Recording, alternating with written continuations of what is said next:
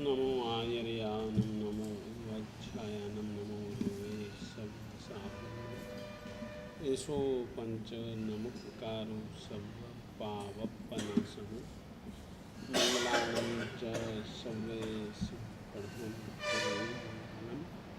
नामाकृति द्रव्य भावहि पुनतस्त्रे जगज्जनम क्षेत्रे काले च सर्वस्मिन्नर्हतः समपास्महि विश्वभव्य जनाराम तुल्या तुल्या जयंतितः देशना समये वाचः श्री संपवसपते।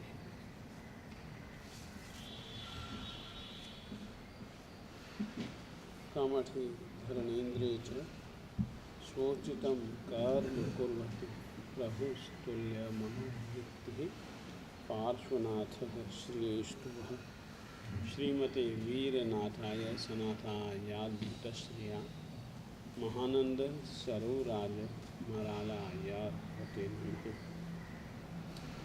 ज्ञानामृतेन लोकानां कष्टोच्छेदविधायिने ऐदं वीन वीराय नमो वल्लभसुभगे अज्ञानतिमिरान्धानां ज्ञानाञ्जनशलाकया चक्षुरुन्मीलितं येन तस्मै नमः तस्मै श्रीगुरवे नमः। निर्वाणमग्ने वर्जाणतप्पं प्राणाशयासे सहकुर्वाय दप्पं मयं जिनानं शरणं ध्यानं नमामि नित्यं जगत्पहं कुन्दिन्दुगोखीरतुषारवन्ना सरोजमुत्था कमले निसन्ना वायीश्रीपुत्थयवल्लभा सुहायसा अम्भसमपसत्था।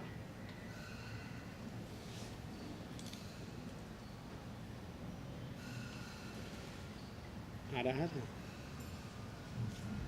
आने से पहले एक विषय देख रहा था। विषय तो पुराना था मगर आज टीका के शब्दों को पढ़ा तो टीका के जब मैंने शब्दों को पढ़ा वो टीका के शब्द अभी भी दिमाग में चल रहे हैं। कभी भी अपन सोचा करते हैं कि हमारे उपकारी हितकारी हितेच्छु इतना दबाव क्यों देते हैं कि भैया ऐसा संस्कार मत बनाओ। यदि ऐसा संस्कार बना हो तो उसको उखाड़ फेंको। ऐसा क्यों कहते हैं? आज एक वस्तु जो कि आप सब जन जानते हैं तो भी वो संस्कार किस तरीके का होता है वो चीज़ मैं तुमको बतलाना चाहता हूँ। मैं अभी कषाय के विषय को, क्योंकि कषाय मुझको पढ़ाना तो है ही, तो मैं अभी तैयारियों के आगे की पाठों की तैयारियों में कषाय के विषय को लेकर के आज तैयारी कर रहा था। तो कषाय का एक हिस्सा है लोभ। लोभ भी चार तरीके के होते हैं। उसमें से अनंतानुबंधी जो लोभ होता है, इसको लेकर के मैं टीका का अध्ययन कर रहा था तो उसमें आया कृमि राग की तरह लोभ का संस्कार होता है अनंतानुबंधी। तो कृमि राग के विषय में लिखा जा रहा था कि कृमि राग क्या है। तो वहां पर लिखा वृद्ध संप्रदाय अयम। ये बूढ़े बुजुर्गों की परंपरा है कृमि राग के विषय में कि आदमी को मारते हैं और आदमी का जो खून होता है, पहले की यह व्यवस्था होगी, आदमी को मारते हैं, उसका जो खून होता है वो एक भाजन, एक पात्र में रखते हैं, उसमें कुछ चीज़ मिलाते हैं तो उसमें कृमि नाम के कीट पैदा होते हैं। वो बर्तन से बाहर निकलना चाहते हैं और बाहर निकल करके जरा बाहर की हवा लेना चाहते हैं जीने के लिए, तो बर्तन में छिद्रों की व्यवस्था होती है। छिद्रों की व्यवस्था होती है, और उन छिद्रों में से जब वे बाहर निकल जाते हैं, बाहर की जब वे हवा लेने लगते हैं ना, तब अपने मुख में से लाला यानी कि लार निकालते हैं। लार और वो लार जो होती है वो रंगीन होती है।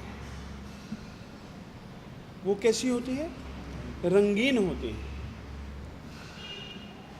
और वो लार इकट्ठी जब हो जाती है तो उन कीड़ों को उसी खून में अच्छे ढंग से मर्दन कर दिया जाता है और फिर उसका धागा बनाया जाता है। उस रंग के विषय में, वो जो कृमियों से जो पैदा हुआ जो राग यानी कि रंग, उस रंग के विषय में कहा है कि वो रंग किसी भी स्थिति में उतरता नहीं है। यहां तक कि आप यदि उस कपड़े को जला देंगे तो भी जो उस कपड़े की राख होगी वो भी उसी रंग वाली होगी। ये संस्कार किस तरीके से अपनी आत्मा के साथ में इस जीवन में बांधा हुआ, भी वो संस्कार अपने साथ में चलता है। कृपया इसको पढ़ने के बाद, ठीक है पढ़ता तो पहले भी था, परंतु आज मन में आया कि ये प्रगाढ़ संस्कार हमारे जन्म मरणों तक किस किस रीति से चलते हैं। हम यह ही कहना चाहेंगे। आज मैं अपना विषय मनः पर्यव ज्ञान और केवल ज्ञान का चालू करूं, मगर आप लोगों से, क्योंकि मेरा भी हित, आप लोगों का भी हित, और यहाँ पर आकर के जो अपन लोग अपने इतना समय, मानता हूँ बहुत कीमती समय है, सारी के सारी जो आपकी पहले की जो एक व्यवहारू व्यवस्था थी, वो व्यवस्था को तोड़ फोड़ करके भी आप लोग आते हो। कहना चाहूँगा कि ऐसा कोई भी वैर का संस्कार, झूठ का संस्कार, क्रोध, मान, माया और लोभ का संस्कार अपनी आत्मा में हो तो अवश्य में निकालना चाहिए। क्योंकि पार्श्वनाथ जी और कमठ जी ऐसी अपने को वैर परंपरा नहीं चालू रखनी है। यदि वैसी संस्कार की परंपरा चालू रही तो शायद अपना यह पढ़ना न पढ़ने जैसा हो जाए, सुनना न सुनने जैसा हो जाए। तो कृपया, ठीक है जीवन जीते हैं, जीवन जीने के लिए न जाने कैसे कैसे व्यवहार करने पड़ते हैं, अच्छे भी बुरे भी, मगर हमारी आत्मा में पड़ने वाले संस्कारों के प्रति राग का संस्कार, द्वेष का संस्कार इतना दृढ़ न बन जाए कि वो जल जाने के बाद में भी कपड़ा अपना रंग जैसे नहीं छोड़ता है तो भस्मी में भी वही रंग पाया जाता है। हम मरें यही संस्कार लेकर के जाएं, ऐसी स्थिति अपनी नहीं होनी चाहिए। और पर्युषण पर्व की आराधना वो यही कहती है कि भैया अपने संस्कारों को, अपनी भावनाओं को तुम लोग देखो, ये संस्कार साथ में न जाएं तो ही आत्महित है। आज वो भाव मैंने आप लोगों को अपने दिमाग के बतलाए। अब मैं मूल रूप से अपने विषय पर आता हूँ। कल अपन लोगों ने अवधि ज्ञान के विषय में पहले तो ज्ञान की परिभाषा, यानी कि विशेष रूप से पदार्थ में दो चीज़ें होती हैं। हम दो तरीके से इस चीज़ को जान सकते हैं। एक तो एकदम सामान्य रूप से कि ये डिब्बा है, ये डिब्बा है। विशेष रूप से भी हम इसको जान सकते हैं, ये डिब्बा है। इस डिब्बे के दो विभाग हैं, इसमें 1, 2, 3 खाने हैं। इसमें इस तरीके से कागज निकाला जा सकता है, कागज रखा जा सकता है। ये डिब्बा है। ये डिब्बा रखा है। जाना सामान्य रूप से जाना, सत्ता रूप से जाना ये डिब्बा है। विशेष रूप से जाना यानी कि ये डिब्बा है, इसमें कागज हैं, ये इतना लंबा है, इतना चौड़ा है, इसमें इतने खाने हैं, इसमें इतने कागज आ सकते हैं, नहीं होता। ज्ञान और दर्शन में इतना अंतर समझ करके चलो। जानने की शक्ति का नाम ज्ञान है, मगर विशेष रूप से जानना इसका नाम है ज्ञान। सामान्य रूप से जानना, वस्तु के सामान्य धर्म को जानना इसका नाम है दर्शन। और जिसका ज्ञानावरणीय कर्म बनता है, दर्शनावरणीय कर्म निश्चित वहां रहता ही रहता है, निश्चित रहता है। तो ज्ञान विशेष रूप से जानना, कोई भी पदार्थ तुम ले लो, कोई भी सामान्य विशेषात्मक वस्तु नहीं, मूलभूत रूप से टीका का शब्द है। प्रत्येक पदार्थ में दो चीजें हैं, दो ढंगों से तुम उसका विचार कर सकते हो। एक तो सामान्य रूप से, एक विशेष रूप से। विशेष रूप से जानना इसका नाम है ज्ञान। और ऐसे ज्ञान के शक्ति को आवृत करने वाला कर्म है ज्ञानावरणीय। ज्ञान 5 प्रकार का होता है: मति ज्ञान, श्रुत ज्ञान, अवधि ज्ञान, मनःपर्यव ज्ञान, केवल ज्ञान। मति, श्रुत इंद्रियों और मन की सहायता से होते हैं। अवधि, मनःपर्यव और केवल, ये 3 जो ज्ञान हैं मात्र आत्मा की साक्षी से प्राप्त होते हैं। अब जिस तरीके से एक सामान्य, आप लोगों के दिल दिमाग में शंका शायद न भी आए तो भी मैं एक शंका पैदा करना चाहता हूं। कभी कभी आप हो चाहे मैं हो, मेरे शरीर को जान, मेरे मुंह को देखने के बाद, या मेरी आंखों को देखने के बाद, या मेरे होठों को देखने के बाद, या मेरी किसी भी प्रकार की चेष्टा को देखने के बाद आप लोग जानते हो, आप लोग जान सकते हो महाराज के मन में ये चल रहा है। जान सकते हो कि नहीं? क्या इसका नाम मनःपर्यव ज्ञान है? मन के स्थिति को जान लेना कि ये आदमी अपने मन में इस समय ऐसा विचार कर रहा है, मनःपर्यव ज्ञान है। परंतु क्या यह जानना मनःपर्यव ज्ञान है? क्यों नहीं है? हाँ, बस मैं यही कहना चाहता हूं। मनःपर्यव ज्ञान और अपने एक व्यवहार में तेरे मन में ये चल रहा है, खोट है, ये तू सोच रहा है, हाँ कहे या ना कहे, मगर ये तेरे दिल में चल रहा है। हम लोग कहते हैं और सचमुच में चल रहा होता। मनःपर्यव, मन के अंदर चलने वाले जो पर्याय हैं, ज्ञान, उनको विशेष रूप से जानना, इसका नाम है मनःपर्यव ज्ञान। लिख लीजिए। मन में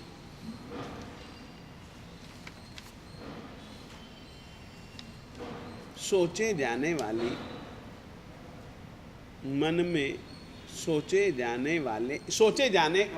जाने वाले पदार्थ के विषय में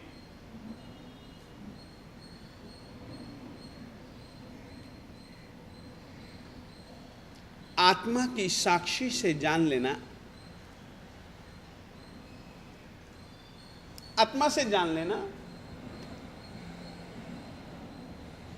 मनःपर्यव ज्ञान कहलाता है।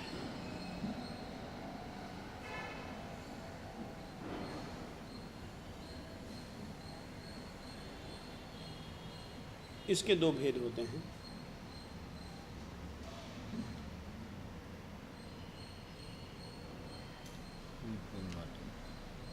ऋजुमति, मनःपर्यव ज्ञान।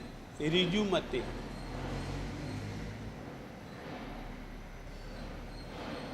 मनः पर्यवज्ञान,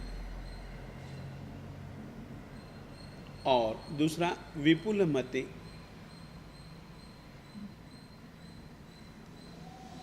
मनः पर्यवज्ञान।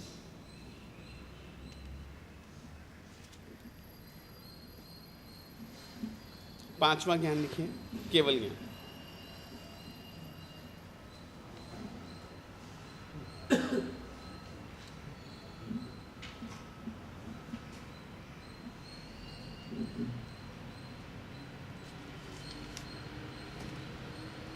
अच्छा, एक बात ये याद रखिए, अवधि ज्ञान त्रियंचों को भी प्राप्त हो सकता है। मनः पर्यवज्ञान मात्र मनुष्य को ही प्राप्त होता है और वह भी संयमी को ही प्राप्त होता है। लिख लीजिएगा।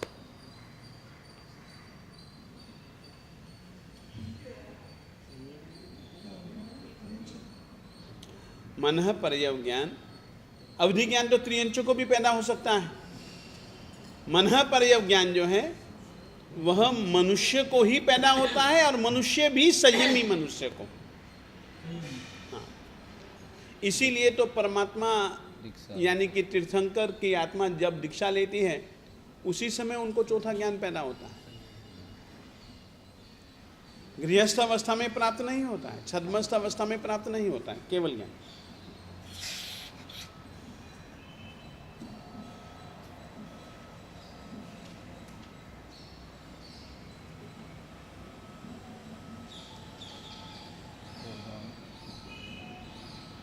ज्ञानावरणीय, दर्शनावरणीय, मोहनीय,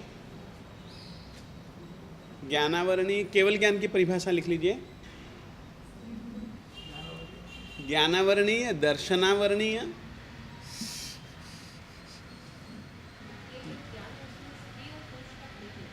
किसमें? मनः पर्यवज्ञान में ऐसा कुछ नहीं है। ऋजुमति, विपुलमति, ये जो शब्द जो है वो स्त्रीलिंगी, ये माना शब्द स्त्रीलिंगी है, परंतु किसी को भी हो सकते हैं, स्त्री को भी हो सकते हैं, पुरुष को भी हो सकते हैं। उदाहरण केवल ज्ञान के विषय में मैं अभी कहता हूं आप लोगों को। देखिए, ऋजुमति, विपुलमति, ये दो शब्द स्त्रीलिंगी हैं, परंतु पुरुषों को भी पैदा होते हैं उदाहरण के, और स्त्रियों को भी पैदा होते हैं। उदाहरण मैंने अभी अभी तुमको कहा कि तीर्थंकर को भी जब वे दीक्षा लेते तभी होते हैं। मल्लीनाथ जी भी औरत थे, स्त्री थे, दीक्षा ली, उनके जीवन चरित्र में वर्णन है, मनः पर्यवज्ञान प्राप्त हुआ।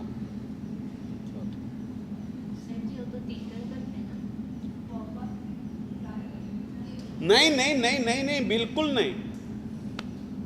मनः पर्यवज्ञान होता है, इसमें कोई स्त्री पुरुष का कोई भेद नहीं। हाँ, सिद्धों के जब 15 भेद बताए जाएंगे तुमको, उस समय स्त्रीलिंग सिद्ध, पुरुषलिंग सिद्ध, नपुंसक लिंग सिद्ध, उस समय तुमको लिंग, स्त्रीलिंग, पुरुषलिंग, नपुंसक लिंग तीनों प्रकार से सिद्ध होते। वो भी सिद्ध आत्मा में तो केवल आत्मा ही रहती है। वो जो सिद्ध बनी हुई जो आत्मा है वो किस पर्याय से गई है, उस अपेक्षा से ही स्त्रीलिंग सिद्ध, पुरुषलिंग सिद्ध, नपुंसक लिंग सिद्ध गए।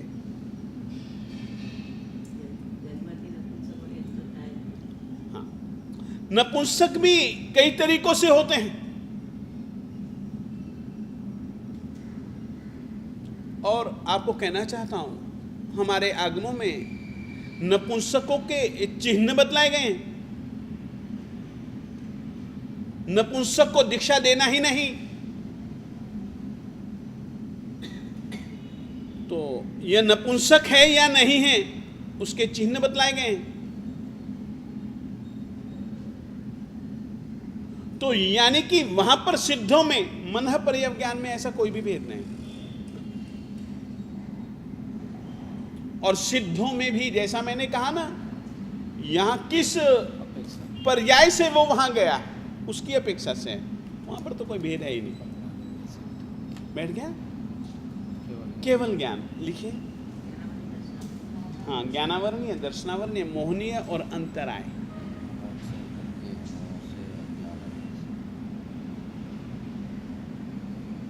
इन चारों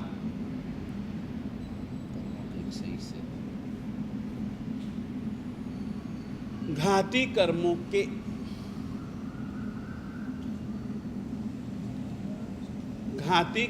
के सर्वथा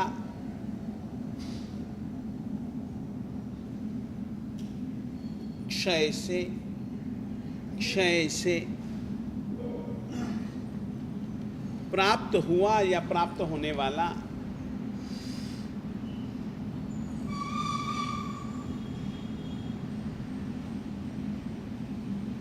ज्ञान केवल ज्ञान कहलाता है।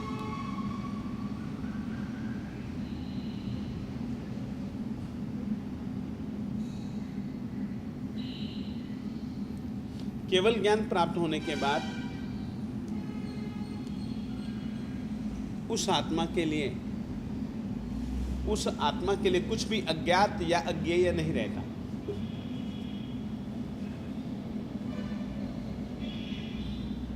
अज्ञात या अज्ञेय उस आत्मा के लिए कुछ भी अज्ञात या अज्ञेय नहीं रहता।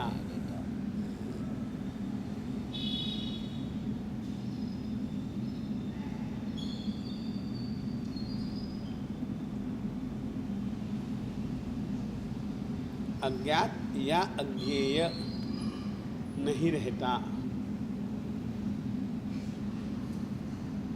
केवल ज्ञानी आत्मा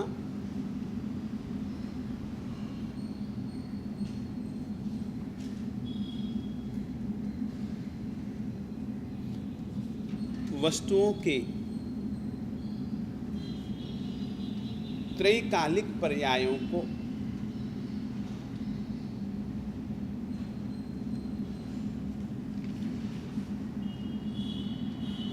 युगपत यानी एक ही समय एक ही साथ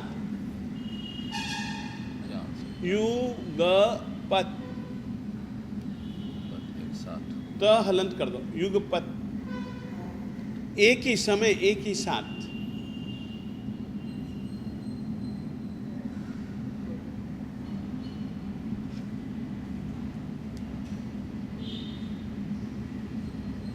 जान लेता है, जान सकता है।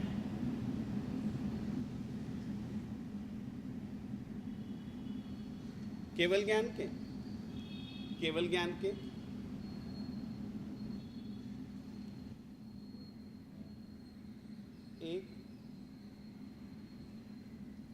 के एक असहाय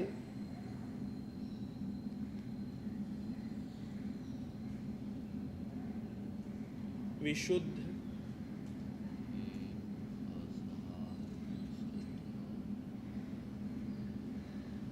प्रतिपूर्ण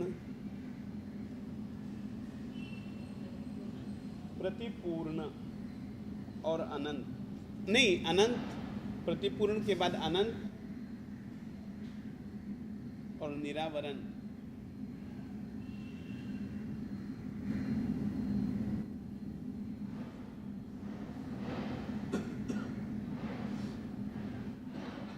ये विशेषण है,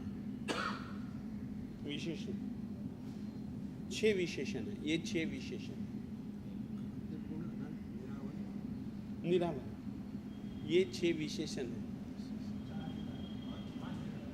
नहीं देखो, एक अकेला, एक का मतलब अकेला है। जब केवल ज्ञान होता है उस समय कोई भी दूसरे ज्ञान नहीं रहते हैं। एक हो गया। एक असहाय यानी कि इसमें अन्य ज्ञानों की भी सहायता की जरूरत नहीं है और इंद्रियों तथा मन की भी सहायता की जरूरत नहीं। तो असहाय विशुद्ध क्या है कि केवल ज्ञान जो प्राप्त होता है क्षय से पैदा होता है। मैंने लिख दिया क्षय के बाद। मोहनीय, ज्ञानावरणीय, दर्शनावरणीय, मोहनीय, अंतराय, क्षय के बाद। जबकि पहले के 4 ज्ञान है क्षयोपशम। मैंने उसमें क्षयोपशम शब्द का प्रयोग कई बार किया था। क्षय और उपशम की स्थिति से पैदा होते हैं। मति ज्ञान, श्रुति ज्ञान, अवधि ज्ञान, मनः पर्यव ज्ञान, क्षयोपशम जन्य है, लिख लीजिएगा। क्षयोपशम, अभी बता देता हूं, अब तुमको मैं बतला सकता हूं। क्षयोपशम जन्य है, हाँ 4 क्षयोपशम जन्य है। और केवल ज्ञान क्षायिक है, हाँ केवल ज्ञान क्षायिक है, यानी कि पूर्ण अंशों में कर्मों का क्षय करना पड़ता है। अब देखिए, ओ मेरे देव भाविक, तुमने प्रश्न पूछा था क्षयोपशम क्या है, क्षय क्या है और उपशम क्या है। ये तीनों चीजों को हम बतला देते हैं।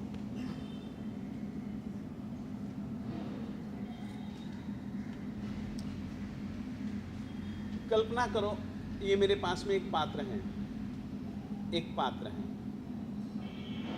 उस पात्र में मैंने तालाब का पानी भरा। तालाब का पानी जो था वो मटमैला था। मुझे एक प्रयोग याद आया और उस प्रयोग के हिसाब से मैंने उस पानी में फटकरी फेरी, फटकरी फेरी। जब मैंने फटकरी फेरी तो एक चीज होगी, पानी में घुला मिला जो कचरा, जो मैल है, वह बैठ जाएगी। क्या वो नष्ट होगी? नष्ट तो नहीं हुई, बैठ गई। पानी निर्मल हुआ और कचरा बैठ गया। कचरा नष्ट हुआ, उसका नाम है औपशम। लिख मत, शैलेश लिखो मत, पहले समझ जाओ। उपशम, शांत होना, मिटना नहीं। कर्मों की ऐसी स्थितियां होती हैं, कर्म आत्मा के प्रदेश में मिले जुले होते हैं।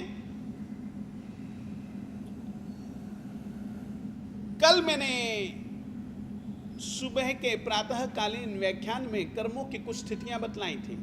उन स्थितियों की चर्चा मैंने तुम लोगों से अभी तक की ही नहीं है। मैंने सत्ता बतला चुका हूं, नीचे के व्याख्यान में बंद बतला चुका हूं, अबाधा काल बतला चुका हूं। क्यों भाविक नहीं है ना? वो अपनी इस क्लास में अभी मैंने उस विषय को छुआ ही नहीं है। अबाधा काल, बाधा काल, सत्ता, बंध, ये मैं नीचे के अपने जो क्लास चालू की है 9:45 से 10:15 बजे तक, उसमें ये विषय में बहुत अच्छे ढंग से समझा चुका हूँ। और नीचे की क्लास में मैं ज़्यादा अच्छे ढंग से समझाता हूँ और बहुत थोड़े शब्दों में समझाता हूँ। नीचे की क्लास में और ऊपर की क्लास में एक बहुत बड़ा मैंने भेद रखा हुआ है। यहाँ थोड़ा सा फैला देता हूँ विषय को, वहाँ फैलाता नहीं हूँ। वहाँ पर तो धड़ धड़ धड़ धड़, हाँ, परंतु इसका ये मतलब नहीं है कि दोनों के समझन में अंतर होता है। नहीं, जितना आप लोग समझते हो उतना ही वे लोग समझते हैं, कहीं अंतर नहीं आएगा।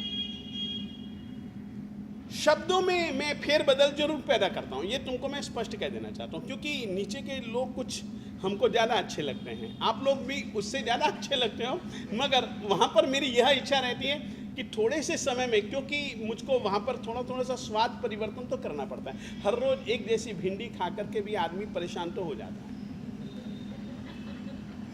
तो थोड़ा सा स्वाद परिवर्तन। तो मैंने बता रहा था उपशम, शांत हो जाना, उपशम। क्षयोपशम, अब जो कचरा शांत हुआ, मैंने एक प्रयोग किया, थोड़े से कचरे को फेंक दिया और थोड़ा सा कचरा रह गया, जो फेंका भी गया और शांत भी है, तो क्षयोपशम। जो मैंने फेंक दिया उसका क्षय हो गया। जो शांत दबा हुआ वो क्षयोपशम कहलाता है।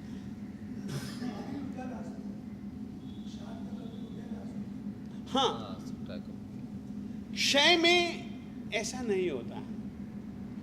एक शब्द उदीरना आएगा, उदय में आया नहीं है, उदय में लाया गया है।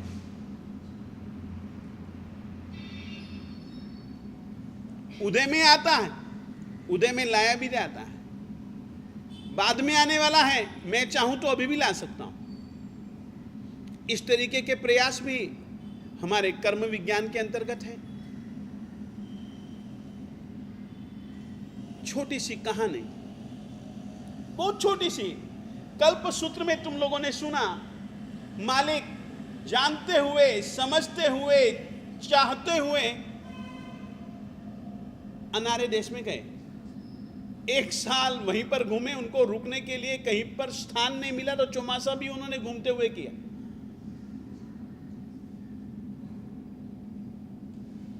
वहां हेतु स्पष्ट कहा है, कर्म बहुत हैं, उनका क्षय करना। तो वहां पर वे गए। तो क्षय यानी कि कर्मों के कुछ अंशों का नाश सर्वथा, और उपशम कुछ अंशों में कर्म विद्यमान रहे मगर शांत, उसका नाम है क्षयोपशम, शायिक। अब एक तीसरी चीज होगी उस बर्तन के अंदर रहे हुए कचरे की। मैं एक काम कर सकता हूं, पानी को ऊपर से अलग कर दूं, कचरे को फेंक दूं, होता है कि नहीं?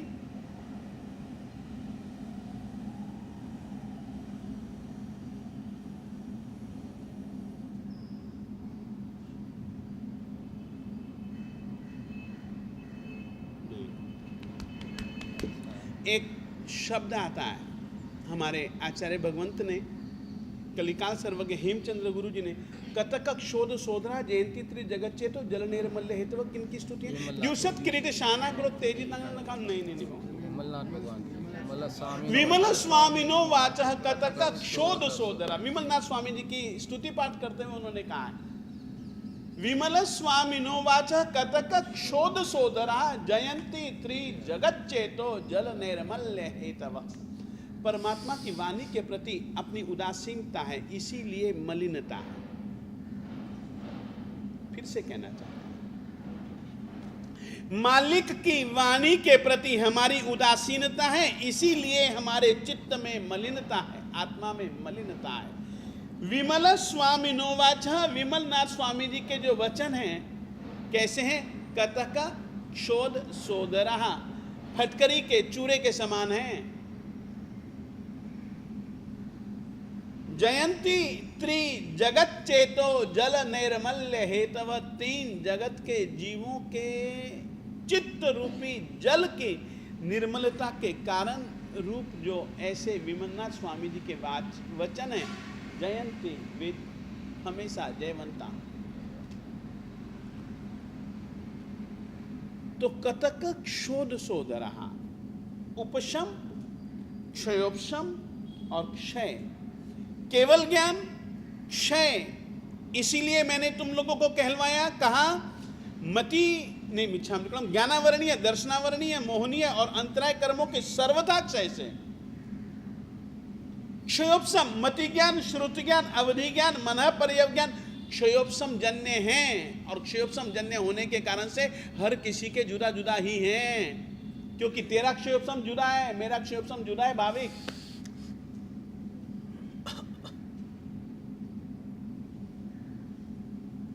तो इस तरीके से 4 ज्ञान जो हैं क्षयोपशम जन्य हैं, केवल ज्ञान जो है क्षय जन्य है। बैठ गया? अभी तुम ठहरो। एक शब्द है प्रतिपूर्ण। हमने इन विशेषणों में एक विशेषण दिया प्रतिपूर्ण। क्षयोपशम जन्य होने के कारण से पूर्ण तो हो ही नहीं सकते।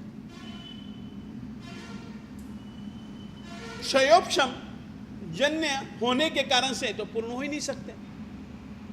क्षयोपशम जन्य होने के कारण से ही जीवों में पाए जाने वाले ज्ञान में तरतमता है, न्यूनाधिकता है।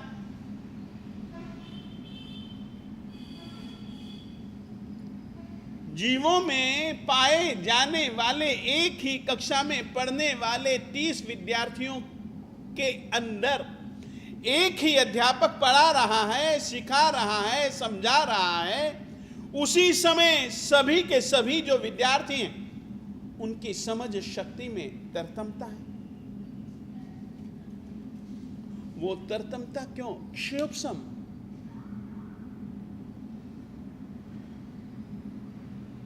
इस कारण से एक जैसा हो ही नहीं सकता और वो अधूरा है। क्षायिक जो है वो क्षय से पैदा होता है, प्रतिपूर्ण है। मिट ही गया, अरे पूनम का चंदा, अष्टमी का चंदा, पंचमी का चंदा, ये दूज का चंदा, अंतर नहीं है। पूर्णिमा पूर्ण हो गया, अब कोई भी कला बाकी नहीं है। अष्टमी का चंदा अधूरा है, अभी भी कुछ कलाएं बाकी। पंचमी का, दूज का कुछ ज्यादा अधूरा है। क्षयोपशम और क्षय हो गया, तो ये प्रतिपूर्ण है केवल ज्ञान। इसीलिए लोक अलोक, वर्तमान, भूत, भविष्य तीनों को जानते हैं। बैठ गया अच्छे ढंग से? अब तुम पूछ सकते हो, अच्छा एक सेकंड ठहरिए, निरावरण ये शब्द कितना कीमती है ना, एक विशेषण। अब ज्ञान के ऊपर कोई आवरण ही नहीं रहा, जबकि मति, श्रुत, अवधि, मनः परयव ज्ञान अभी भी सावरण है, आवरण पूर्वक है। इस तरीके से ये पांचों ज्ञानों में, और भी यदि अंतर समझना चाहो तो इसमें मैंने लिख रखा है, सामान्य तौर पर लिखा है, एक सामान्य जानकारी के रूप में लिखा है, आप लोग देख सकते हैं। अच्छे ढंग से बैठ गया? ज्ञान के विषय में इतना ही मैं रखना चाहता हूं। आज दर्शनावरणीय कर्म, ये दोनों चीजें जुड़ी हुई हैं। मैंने तुमको कहा वस्तु में दो धर्म हैं, सामान्य और विशेष। सामान्य धर्म को जानना वह दर्शन कहलाता है, विशेष रूप से धर्म को जानना, विशिष्ट धर्मों को जानना वह ज्ञान कहलाता है। उस सामान्य रूप से, सामान्य धर्म, सामान्य रूप से जानने की जो शक्ति है, उसको आवृत करने वाला जो कर्म है वह दर्शनावरणीय कर्म कहलाता है। बैठ गया? दर्शनावरणीय, आवरण यानी कि ढक्कन, आवरणीय ढकने योग्य, ढकने योग्य जो दर्शन यानी कि आत्मा की एक जो शक्ति विशेष है, जो भाव प्राण, उसको जो आवृत करने के स्वभाव वाला जो कर्म है वह दर्शनावरणीय कर्म कहलाता है। लिखिएगा।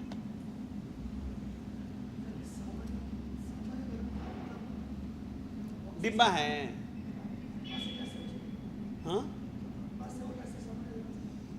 हाँ, वो भी हम तुमको बतला देंगे। क्या है कि मैंने जीव के विषय में पहले जानकारी दी थी, तब तू नहीं आता था, और उस समय जीव के भाव प्राणों की हमने चर्चा की थी।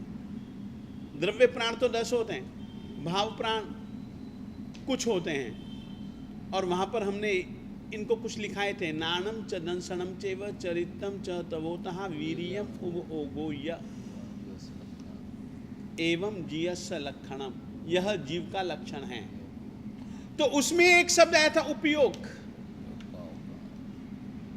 और उपयोग भी हमने दो प्रकार का बतलाया था, साकार उपयोग और अनाकार उपयोग। वहां पर हमने सामान्य रूप से बतलाया था केवल सत्ता के रूप में जानना,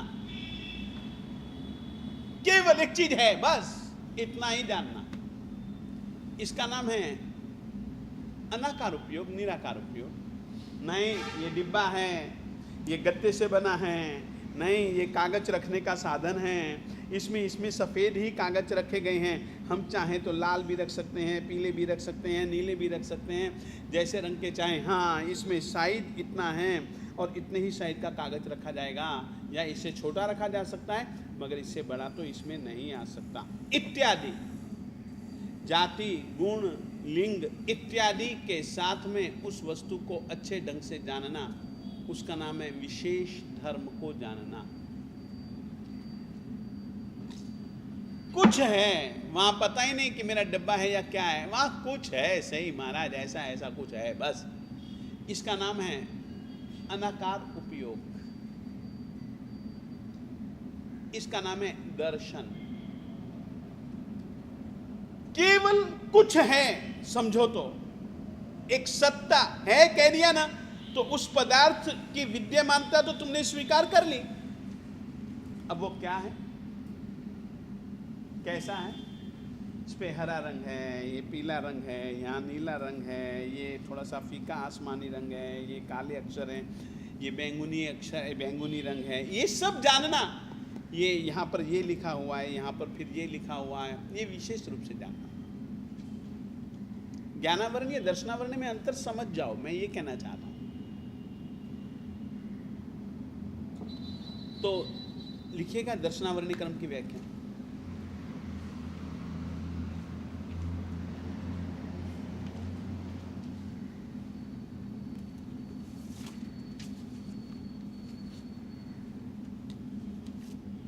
दर्शन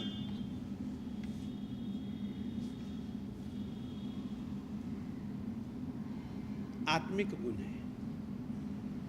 दर्शन आत्मा में पाया जाने वाला साहजिक गुण है, सहज गुण है, सहज।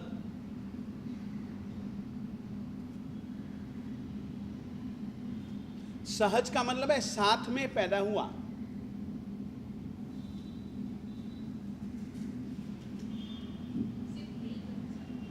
नहीं, ज्ञान भी तो आत्मा का गुण है ना।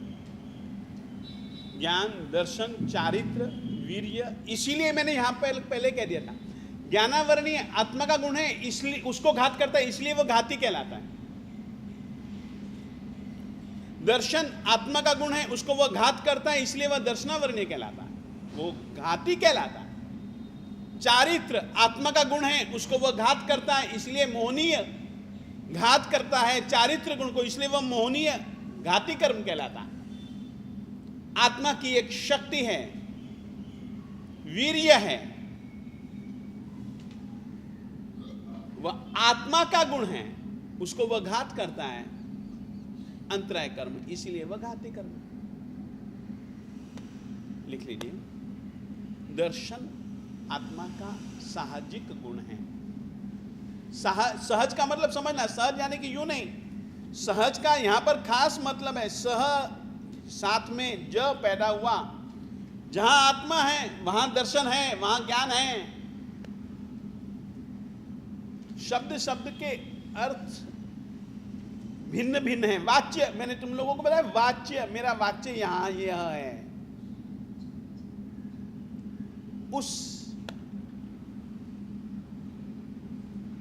दर्शन गुण को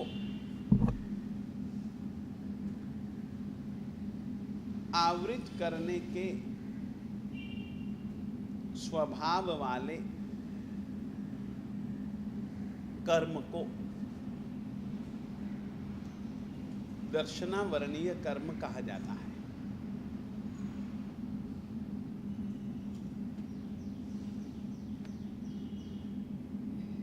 दर्शन यानी कि सामान्य एवं विशेष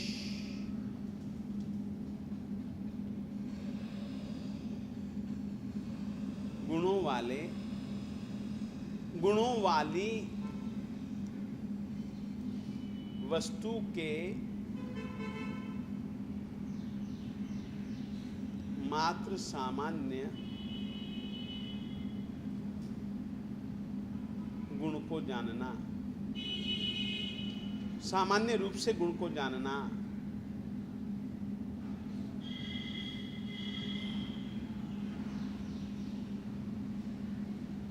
दर्शनावरणीय कर्म दर्शन कहलाता है।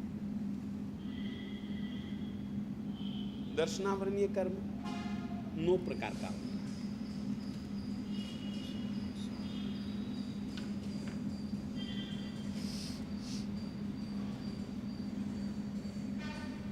निद्रा, निद्रा, निद्रा, निद्रा 9 प्रकार, दर्शनावरण कर्म 9 प्रकार का है। निद्रा नंबर 1 निद्रा, दूसरा है निद्रा निद्रा,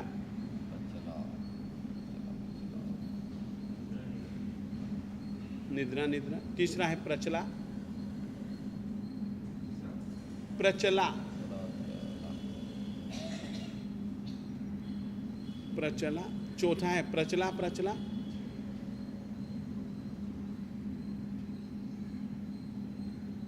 पांचवा है स्त्यान गृद्धि स्त्यान गृद्धि, स्त्यान स्त्यान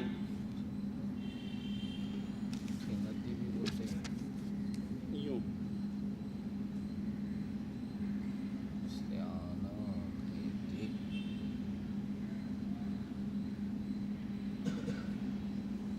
स्त्यान गृद्धि, स आदा त आदा या, य के साथ आ की मात्रा न, गृद्धि।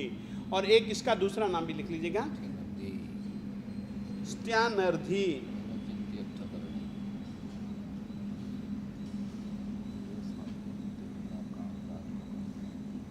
स्त्यानर्धि,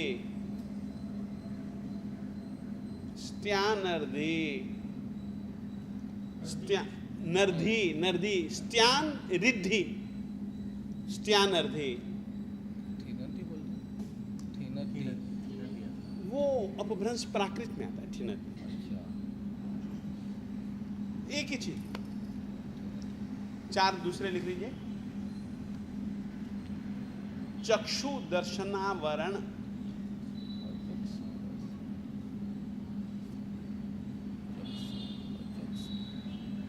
अचक्षु दर्शनावरण,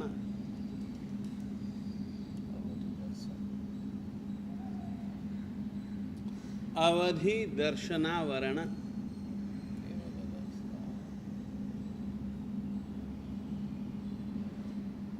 और केवल दर्शनावरण।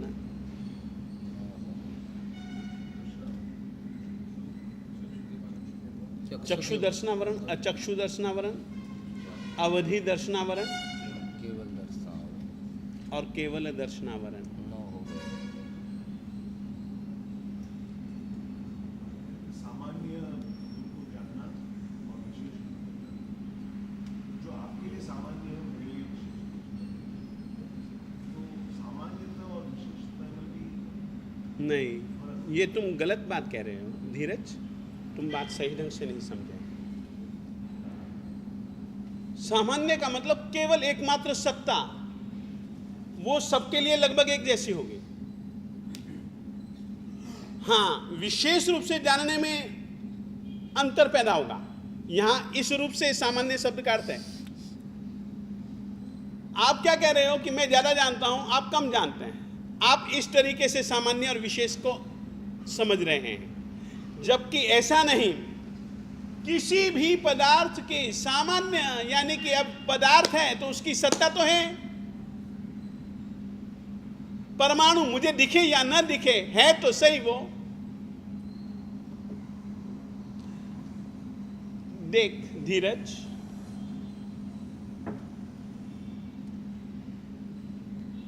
आत्मा है, मैं नहीं जान पाता, मगर है तो सही ना वो, बस है। अब वो कैसी है, शरीर प्रमाण है, उसका कोई प्रदेश नहीं है, अप्रदेशी है। प्रदेश है तो वह असंख्याता प्रदेशी है, देहव्यापी है, लोकव्यापी भी है। ये सब चीजें क्या हुई? एक ही चीज के अंदर पाई जाने वाली जो अलग अलग विशेषताएं, उनको जानना, बस। बैठ गया अच्छे ढंग से?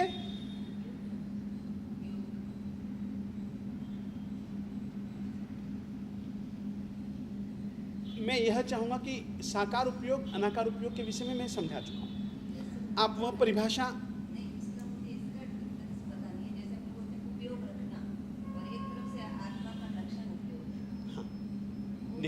दोनों में अंतर है, बहुत बड़ा अंतर है। अभी जैसे कि अब देखिएगा, आपने जो पूछा उसको मैं आपके ढंग से ही समझाता हूँ। इतने जन बैठे, मैं समझाए जा रहा हूँ, ध्यान नहीं आप लोग। ध्यान रख, ध्यान रख। याद रखिए। एक ध्यान हुआ है ना, सभी जन ध्यान में बैठे।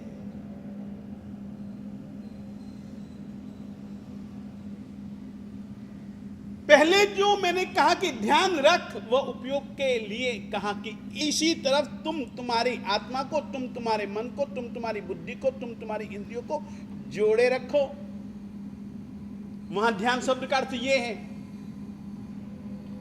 वहां पर भी ध्यान शब्द है, मगर वहां पर किसी के साथ जोड़ना नहीं है, सबके साथ तोड़ना है।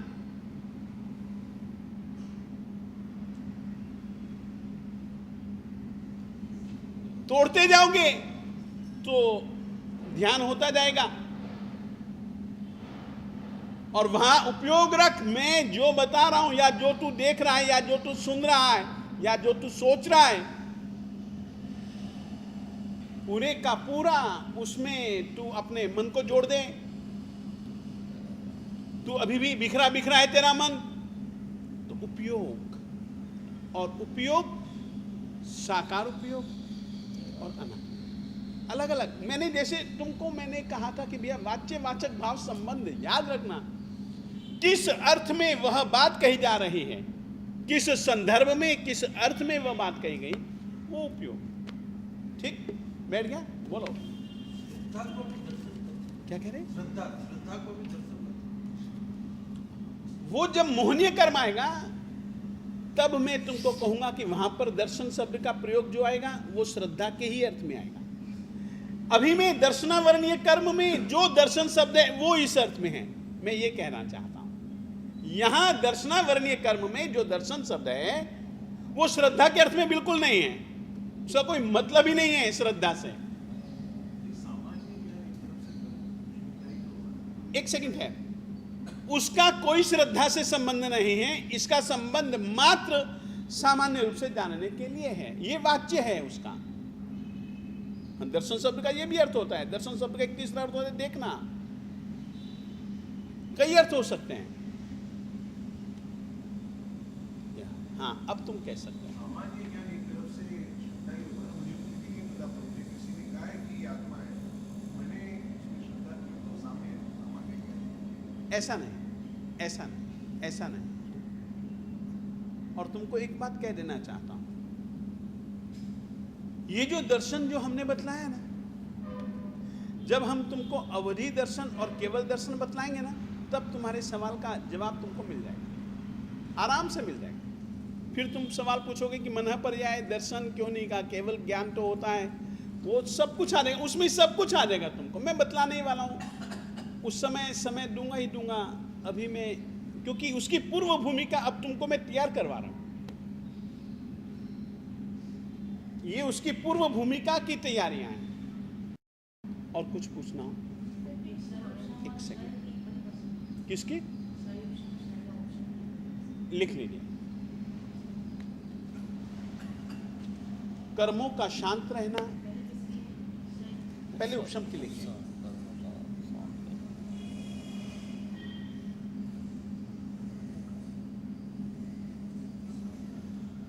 कर्मों का शांत रहना, शांत होना, उपशम।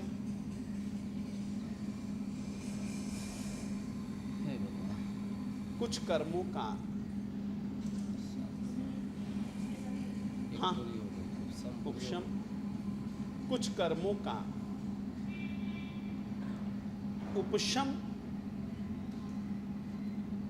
तो कुछ कर्मों का क्षय, यह क्षयोपशम।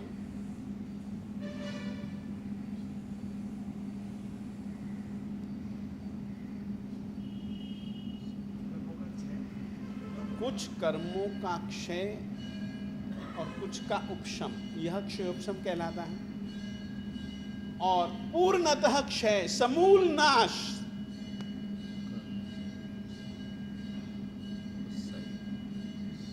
वह क्षय कहलाता है। और कहिए।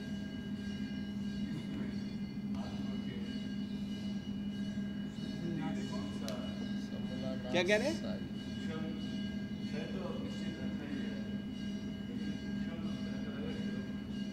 क्षयोपशम बेहतर है। पहले पहले ऑप्शन पूरे के पूरे भ्रमण में जीव को सबसे पहले यदि कोई संकित प्राप्त होता है तो वो औपश्मिक संकित प्राप्त होता है। उसमें कर्मों की 7 कर्मों की, कितने कर्मों की? सात 7 कर्मों की, अनंतानुबंधी चतुष्क, क्रोधमान माया हाँ, और सम्यक दर्शनत्रिक, दर्शन इसके उपशम से पैदा होता है तो वो औपश्मिक संकित कहलाता है। और उसकी उम्र बहुत थोड़ी है, सप्तम बहुत थोड़ी है, अंतर मुहूर्त है। क्षयोपशम की स्थिति ज्यादा होती है और औपश्मिक संकित पूरे भव भ्रमण में ज्यादा बार प्राप्त नहीं होता।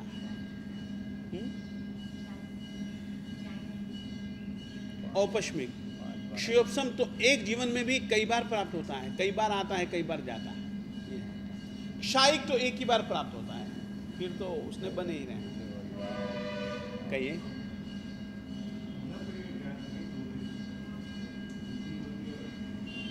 ऋजुमति और विपुलमति,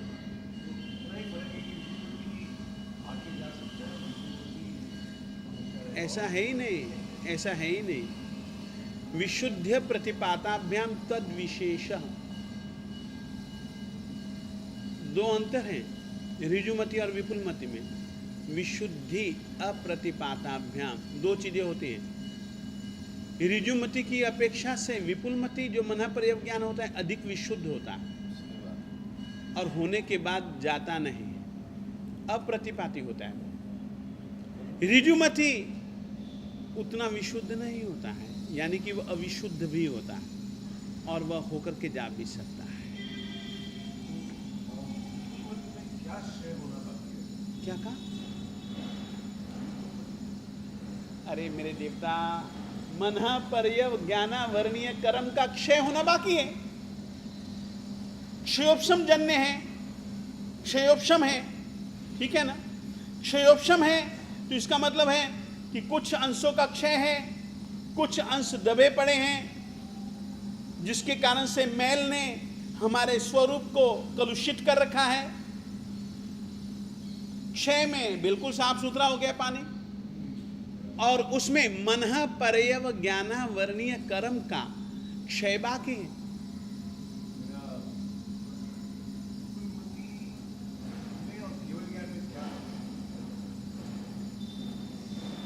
हाँ, अंतर क्या है वो हम आपको बतला देते हैं। केवल ज्ञान भी आत्म प्रत्यक्ष है, मनः पर्यव ज्ञान भी आत्म प्रत्यक्ष है। दोनों ज्ञान आत्म प्रत्यक्ष हैं, ये समानता है। दूसरी विषमता, असमानता, मनः पर्यव ज्ञान क्षयोपशम जन्य है, केवल ज्ञान क्षय जन्य है। दूसरी बात। तीसरी असमानता, क्षयोपशम जन्य होने के कारण से वह अधूरा है, क्षय होने के कारण से वह पूर्ण है, प्रतिपूर्ण है। सावरण है, वह निरावरण है। ऐसे तुम जितने जी चाहो इसमें से सोचते सोचते अंतर तुम खुद निकाल लो। ऋजुमति जाता ही है ना, ऋजुमति जाता ही है ना। तत्वार्थ सूत्र का सूत्र है, पहले अध्ययन में ये सूत्र है, विशुद्ध प्रतिपाताभ्याम तद विशेषः। इन दोनों में अंतर वहां पर 2 ढंग से बतलाए गए हैं, और नंदी सूत्र में हो सकता है और भी कुछ ढंग बतलाए हों, मैं मना नहीं करता हूं, देखना पड़ेगा। मगर ये तो 2 बातें पक्की हैं ना। ये अवधि ज्ञान के अंदर तीर्थंकरों को जो अवधि ज्ञान हुआ वो जन्म से हो रहा है या जब वे चैवन हो रहा है तब हो रहा है? नंबर 1। नंबर 2, भोग प्रत्याय है या गुण प्रत्याय है, और कितना, जैसे अपन ने कल 6 दिन के बाद कौन सा अवधि ज्ञान को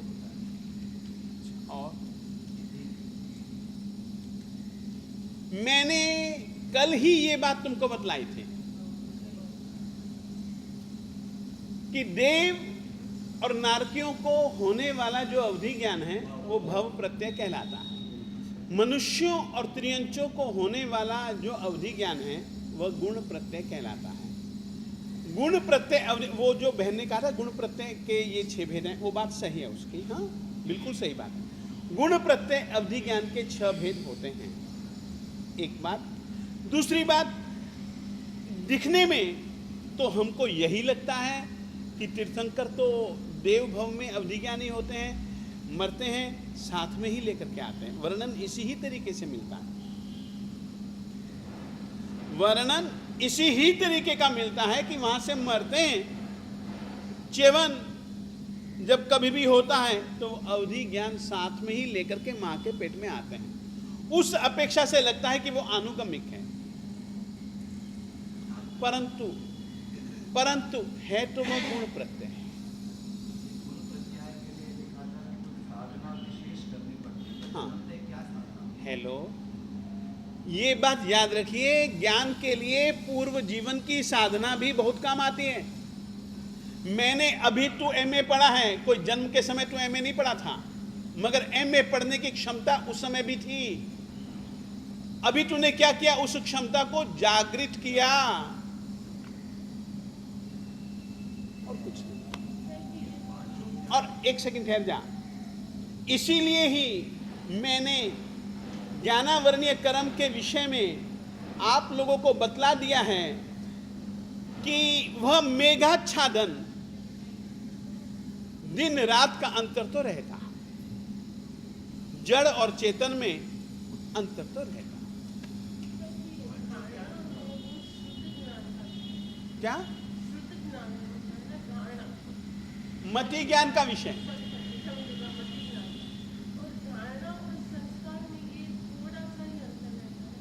वो हम आपको बतला दें।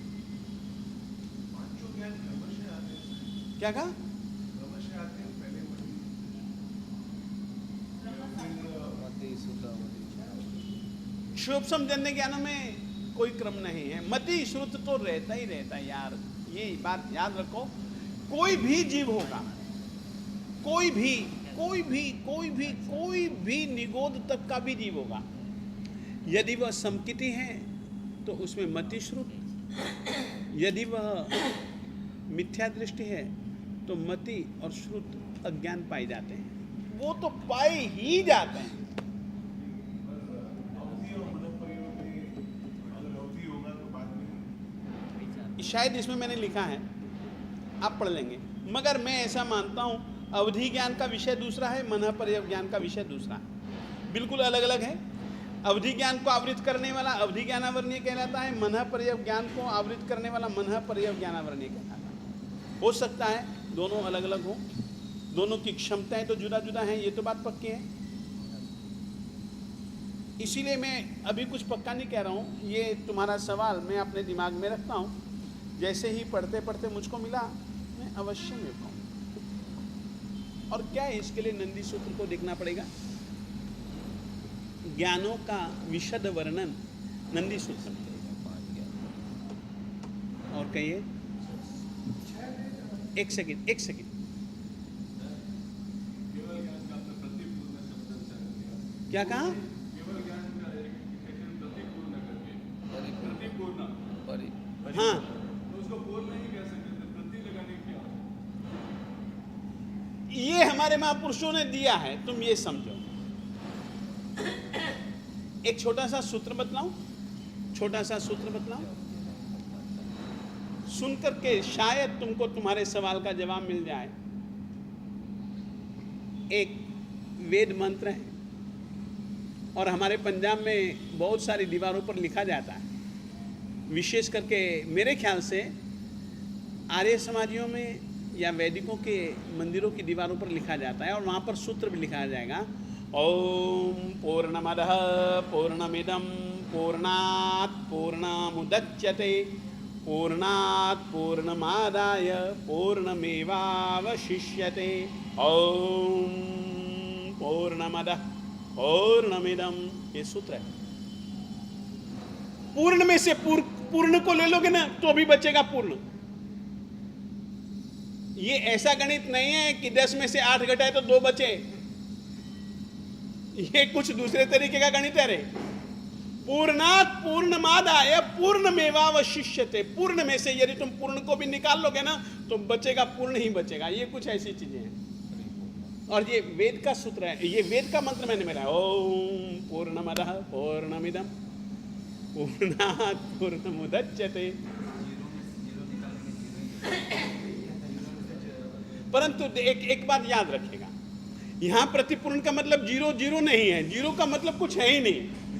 यहां पर तो सब कुछ है। अनंत में से अनंत को निकालेंगे तो अनंत रहेगा। ये अनंत को 0 से कंपेयर करेंगे वो ठीक।